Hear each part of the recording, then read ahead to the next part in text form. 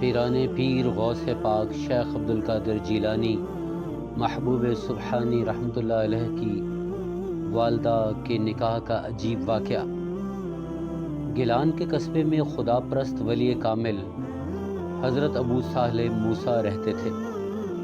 ایک دفعہ انہوں نے دیکھا کہ ندی میں ایک سیب بہتا آ رہا ہے، چنانچہ انہوں نے اسے نکال کر کھا لیا۔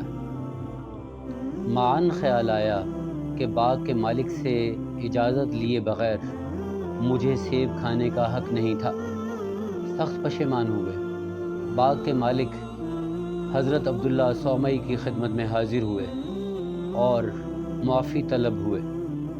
حضرت عبداللہ صومعی اس نوجوان کا زہد و اتقاء دیکھ کر حیران رہ گئے۔ ان کا حسب نسب دریافت کیا، کچھ دیر تأمل کیا، اس کے بعد فرمایا، میں اس وقت تک تمہیں معاف نہیں کروں گا جب تک میری ایک شرط پوری نہ کرو۔ انہوں نے کہا، میں آپ کی ہر شرط پوری کرنے کے لیے تیار ہوں۔ حضرت عبداللہ صومعی رحمۃ اللہ علیہ نے فرمایا کہ میری بیٹی ام الخیر کو اپنی زوجیت میں قبول کر لو، لیکن یہ سمجھ لو کہ وہ گونگی، بہری، لولی، لنگڑی اور اندھی ہے۔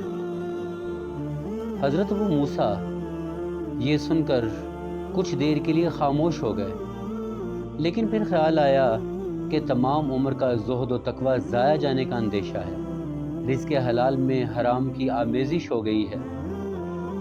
یہ شرط مانے بنا چارہ نہیں، چنانچہ انہوں نے یہ رشتہ منظور کر لیا۔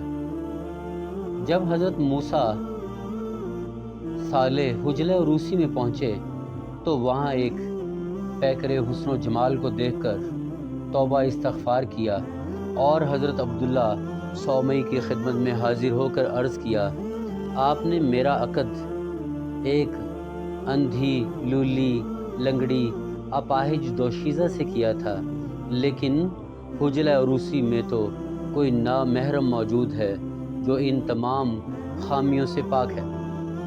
حضرت عبداللہ صومعی نے فرمایا، عزیزم، حجلہ عروسی میں جو موجود ہے وہی میری بیٹی ام الخیر فاطمہ ہے۔